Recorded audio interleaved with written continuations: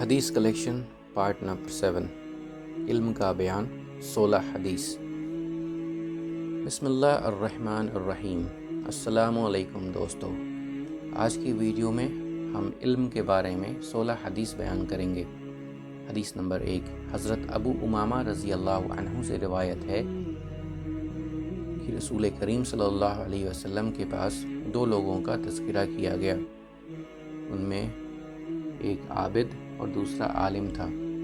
اس پر آپ نے فرمایا، عالم کی عابد پر اس طرح فضیلت یعنی اونچا مقام ہے جس طرح تم میں سے ادنا درجے کے انسان پر میری فضیلت ہے۔ پھر رسول اکرم صلی اللہ علیہ وسلم نے فرمایا، بے شک اللہ تعالیٰ، اس کے فرشتے، آسمانوں اور زمینوں میں رہنے والے، یہاں تک کہ چیٹی اپنے سوراخ میں اور مچھلیاں بھی سمندر میں اس آدمی کے لیے دعائیں کرتی ہیں جو لوگوں کو بھلائی کی تعلیم دیتا ہے۔ ترمذی۔ حدیث نمبر 2، حضرت انس رضی اللہ عنہ سے روایت ہے کہ رسول پاک صلی اللہ علیہ وسلم نے فرمایا، جو آدمی علم کی تلاش میں نکلا وہ واپس آنے تک اللہ تعالیٰ کے راستے میں ہے۔ ترمذی۔ حدیث نمبر 3، حضرت ابو سعید خدری رضی اللہ عنہ سے روایت ہے کہ رسول اکرم صلی اللہ علیہ وسلم نے فرمایا، مومن علم کی باتیں سننے سے سیر نہیں ہوتا یہاں تک کہ وہ جنت میں داخل ہو جاتا ہے۔ ترمذی۔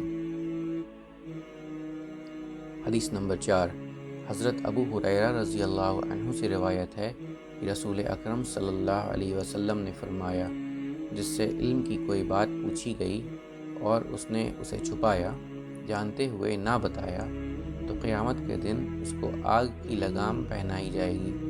ترمذی، ابو داؤد۔ حدیث نمبر 5، حضرت ابو ہریرہ رضی اللہ عنہ سے روایت ہے کہ رسول اکرم صلی اللہ علیہ وسلم نے فرمایا، جس نے اللہ تعالیٰ کی خوشنودی رضا والا علم اس لیے حاصل کیا کہ اس کے ذریعے دنیاوی فائدہ حاصل کرے، تو وہ قیامت کے دن جنت کی خوشبو بھی نہیں پائے گا۔ ابو داؤد، ابن ماجہ۔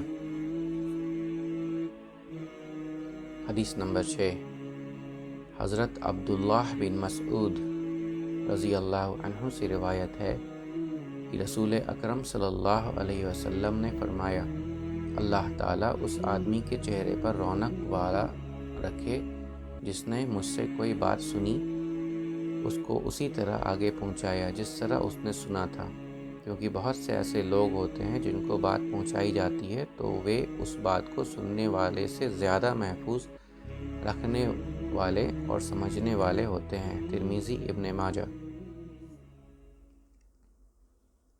حدیث نمبر 7، حضرت ابن عباس رضی اللہ عنہ سے روایت ہے کہ رسول اکرم صلی اللہ علیہ وسلم نے فرمایا، اس وقت تک مجھ سے حدیث بیان نہ کرو جب تک تمہیں صحیح علم نہ ہو۔ یاد رکھو، جس آدمی نے جان بوجھ کر مجھ پر جھوٹ باندھا یعنی کوئی بات میری طرف منسوب کی، وہ اپنا ٹھکانہ دوزخ میں بنا لے۔ ترمذی۔ حدیث نمبر 8، حضرت ابن عباس رضی اللہ عنہ سے روایت ہے کہ رسول اکرم صلی اللہ علیہ وسلم نے فرمایا، جس آدمی نے قرآن کریم کی تفسیر اپنی رائے کے ساتھ کی تو وہ اپنا ٹھکانہ دوزخ میں بنا لے، اور جس آدمی نے قرآن کریم کی تفسیر بنا دلیل کے کی تو وہ اپنا ٹھکانہ دوزخ میں بنا لے۔ ترمذی۔ حدیث نمبر 9، حضرت ابو ہریرہ رضی اللہ عنہ سے روایت ہے کہ رسول اکرم صلی اللہ علیہ وسلم نے فرمایا، قرآن کریم میں شک کرتے ہوئے جھگڑا کرنا کچھ ہے۔ ابو داؤد۔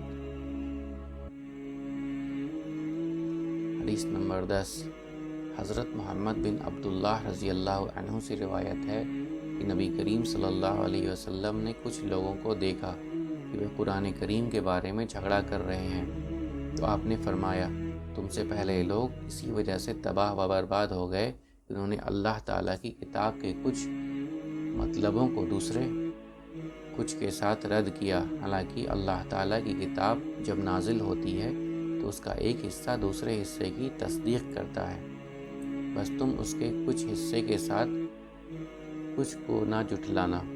تمہیں جو باتیں قاعدوں کے مطابق معلوم ہوں تو تم ان کو تسلیم کرو، اور جن کا علم تمہیں حاصل نہ ہو سکے تو ان کے علم کو اس کے عالم یعنی اللہ تعالیٰ کی طرف سونپ دو۔ ابن ماجہ۔ وضاحت: قرآن مجید کے احکامات میں جھگڑا نہیں کرنا چاہیے، بلکہ اگر کوئی بات سمجھ میں نہ آئے تو اس کا علم اللہ تعالیٰ کے حوالے کر دینا چاہیے، یعنی یوں کہو کہ اللہ بہتر جانتا ہے۔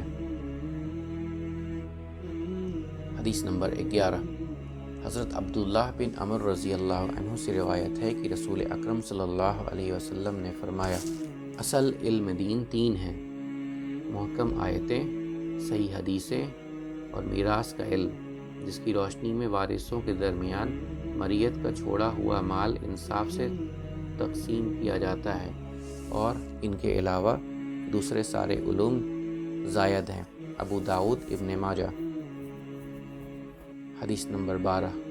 حضرت عوف بن ملک اشجعی رضی اللہ عنہ روایت ہے کہ رسول کریم صلی اللہ علیہ وسلم نے فرمایا، امیر، مسلمانوں کا حاکم یا جس کو اجازت دی گئی ہو، وہی وعظ کرتا ہے یا پھر گھمنڈی آدمی وعظ، تقریر و نصیحت کرتا ہے۔